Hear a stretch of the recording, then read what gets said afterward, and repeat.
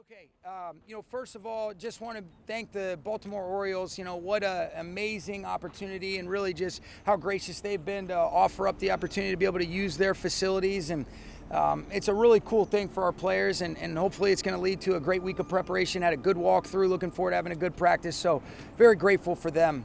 As far as injuries are concerned, Colby Parkinson will be full. Omar Spates and Tutu Atwell will be limited. Guys that will be DNPs, Blake Corum, Puka Nacua, Rob Havenstein, and then Josiah Stewart ended up, coming down. He was a little sick today, so hopefully he's feeling better tomorrow. But those other guys, Blake and Puka with their ankles and Rob with his ankle as well. Do you expect Puka to practice at all this week? It's hard to say right now. He's not going to practice today, and, we'll see where tomorrow's at. What about Omar Spates? How's he looking right now? He's looking good. He'll be limited today, but he's making really good progress too. And so, if things go according to plan, should expect him to be ready to go for the game. Does the length of the trip, the flight you're going to take, affect at all how you guys handle injuries this week? It doesn't, because we've got everybody here. In terms of what do you mean by that? Just like who we would bring and stuff like that?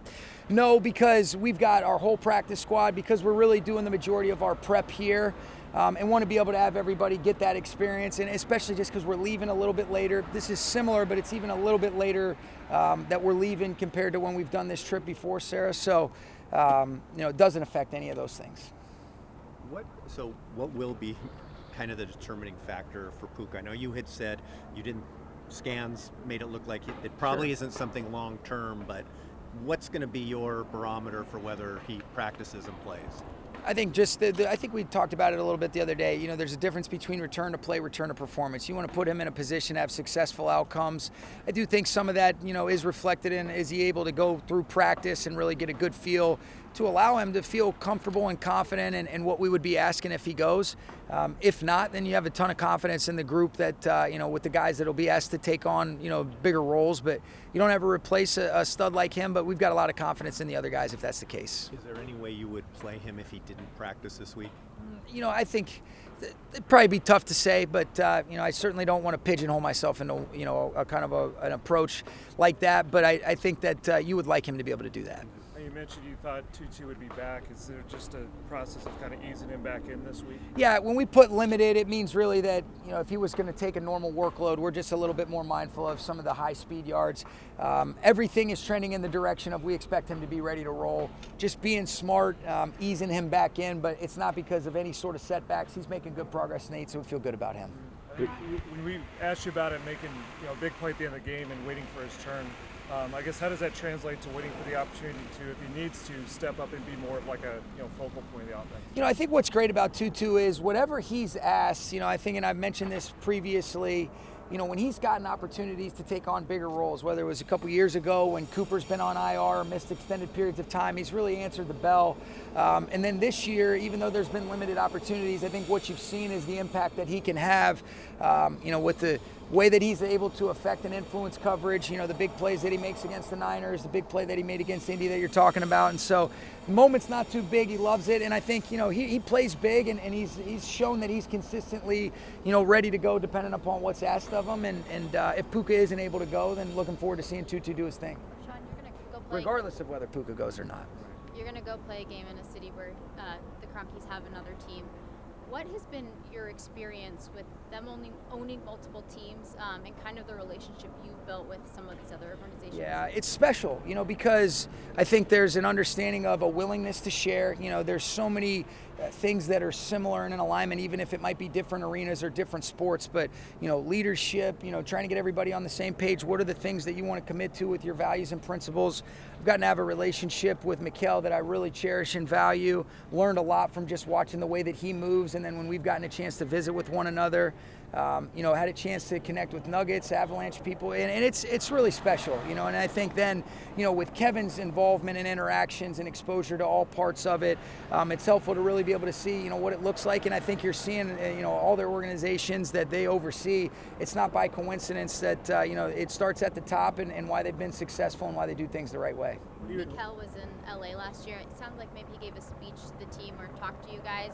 Is there anything you can share from that? I think, what you feel from him, there's such a consistent alignment in terms of the things that we value. But, you talk about building relationships, having the courage to go for it, being steady through the tough moments, being connected where you're in it with the group. And, one of the things that I love about him that, we try to be able to do is he's so reflective on where can he continue to grow. And he's not afraid to ask questions, that he wants real honest feedback from his guys of where he can improve for them, or maybe what are the things that they really like that he wants to continue to do, whether that be with his players, with his staff.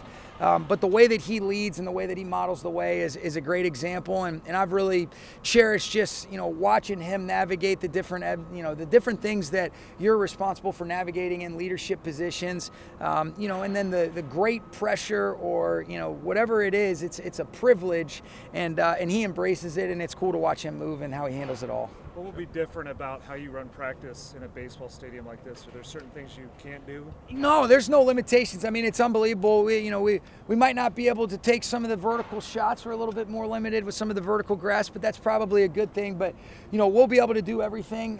You got 2-spot walkthroughs. We'll be able to get individual. We'll be able to come together in team settings and activate all parts of the field. And it's a pretty damn cool setting. So, we're excited about it. You guys bring the goalposts? Yes.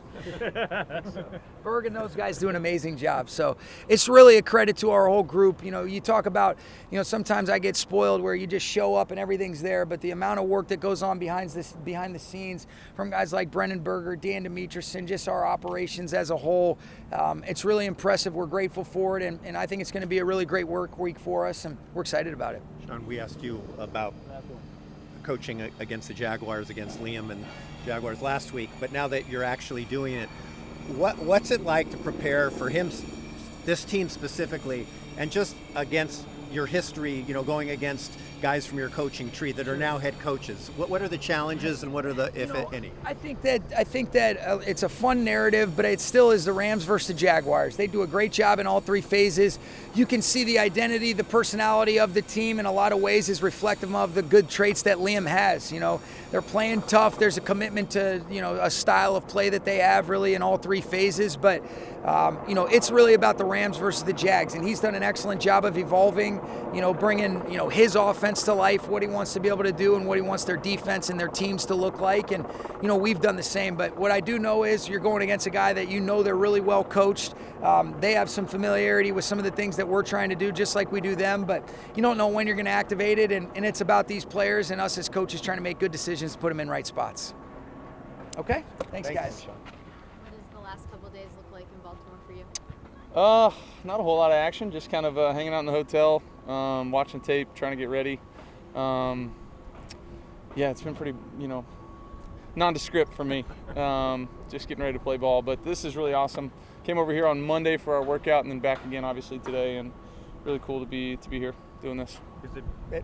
When you're on the field, is it any different being in this venue practicing than it would be anywhere else? When I'm under center, no, but when I'm defense is up or special teams is going to take a peek around, it's pretty cool. It's really cool for us to be able to use, really the dugout and clubhouse, all that kind of stuff. It's cool for our guys to see kind of what they go through on a daily basis and some of their stuff, and us guys that used to play baseball are fired up to be here. Before you really started focusing on football, and you played baseball in high school, Yep. probably would have been a prospect had you gone that way.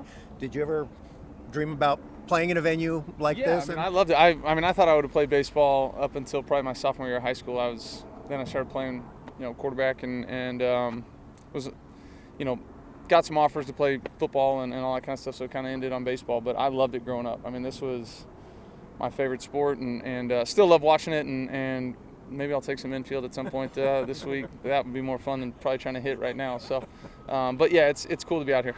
When was the last time you were physically on a baseball field like this? I threw out a first pitch at Dodger Stadium at some point, but moving around freely without the other guys out there, it's been a while, so it's cool. Sean said Puka is not going to practice today and see what happens through the week. If he's not available, how does that? Do you feel like that impacts you guys? Obviously he's a great player. He's a guy that does a lot for us, both in the run game and the pass game. Got great energy on game day. So if he's not able to go, then obviously his presence will be missed. But at the same time, I've total trust and confidence in all the other guys that we have, to get out there and go make plays for us.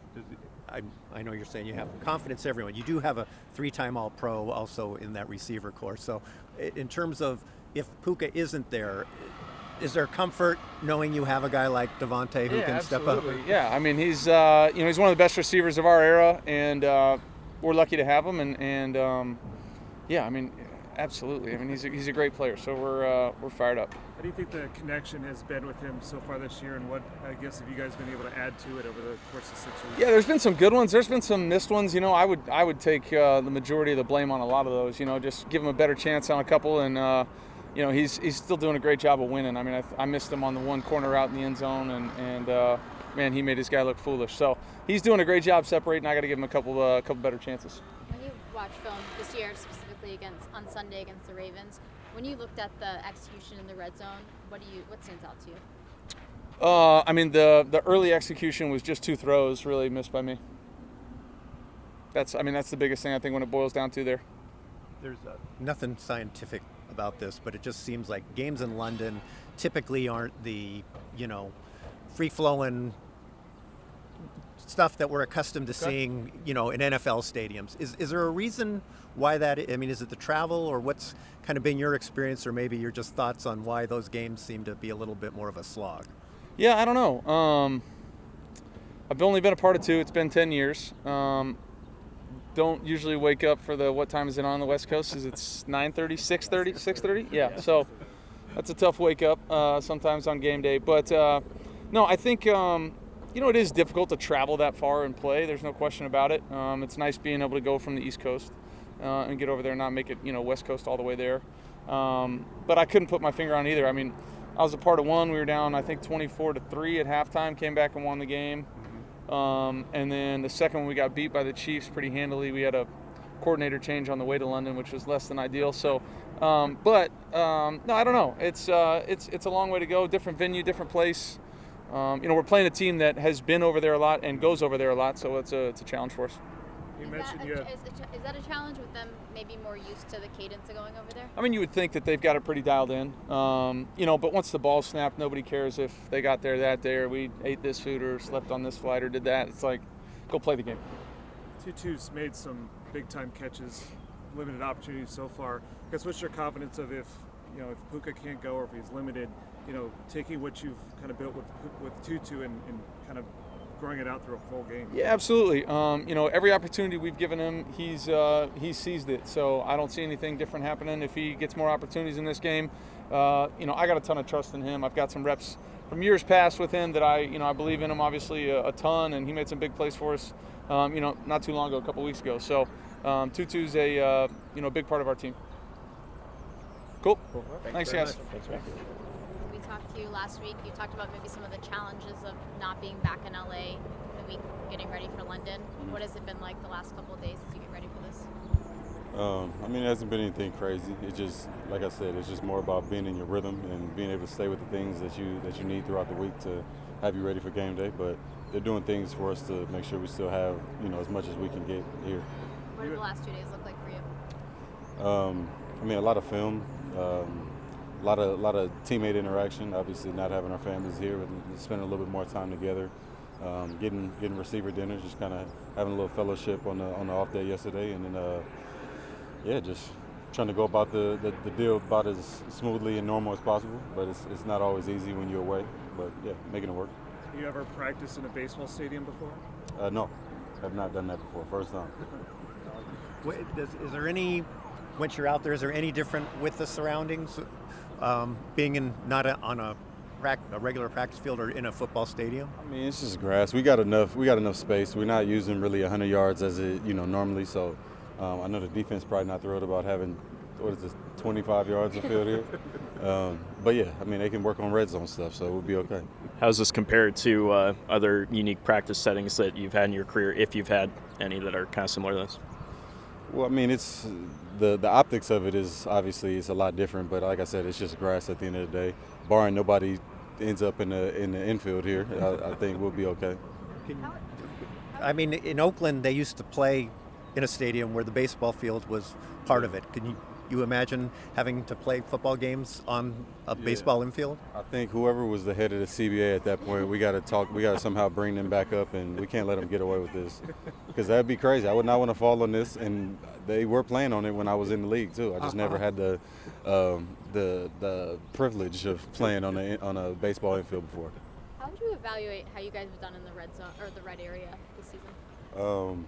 I mean, it hasn't been to our standard for sure. I mean, it's been some self-inflicted there, timing issues, a few different things. I know that's an area that I pride myself on being productive in, and I got to make sure I'm doing a good enough or better job than what I've done so far. Just making sure we're putting up points and converting, keeping drives going and all that stuff. What kind of conversations have you had with Sean and maybe Matthew about those instances?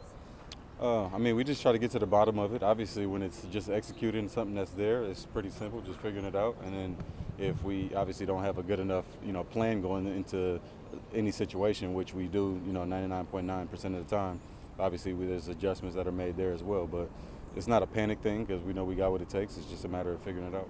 You've been through this a few different times, building with a new quarterback, a couple of times at least. How do you think this one has gone so far? How do you value kind of your connection with Matthew up to this point? Yeah, it's not how I drew it up as far as, efficiency goes. I think we both would have liked to be a little bit more efficient, but I know for myself over the last few, just based off how we started, a little bit of pressing, I think just playing, going out and just playing and figuring it out. Me being Davante Adams, him being Matthew Stafford, and, everybody else being themselves, and not feeling a sense of having to fix it and do anything crazy to fix it, but just going out and making plays. Do you feel any, sense of urgency to get it going a little quicker this week, just with given that Puka, his status is up in the air? Yeah, well, I mean, we're not taking our time by any stretch of the imagination. I wouldn't say a sense of urgency is the necessary term, given we got a pretty good sense of urgency now. It's just not easy, man. I played with Aaron for, majority of my career. We played 9 years together, basically, and it definitely didn't start off first couple years, let alone first couple games, the way that we got going. So, not that we have another 10 years to go, but it takes time. It's not easy. Puka and Matthew have been playing together for years now, and they have a little better understanding for where one another is going to be, what to expect, and just making it work. It's been a few where there's really no excuse for me or him or whatever. So we just got to put it together. In general, what does the defense do differently, or what can they do differently in the red area that makes it harder there than anywhere else on the field? Well, I think it just comes down to space. Obviously, anytime it gets tighter, it makes it a little tougher to score. You think being closer, that's be easier to have explosive plays, but the looks get trickier sometimes, and becomes a little harder to execute because everybody's hunkering down the same way that we went down there and stopped them on the 1 yard line. It becomes a tough game, and you got to make sure you're doing everything right. I think it's a little bit more imperative everybody dominates their one-on-one or their situation, whatever it is, if it's zone or whatever the case may be, but handles their 111 to make sure we get it done. All right. Thanks very much.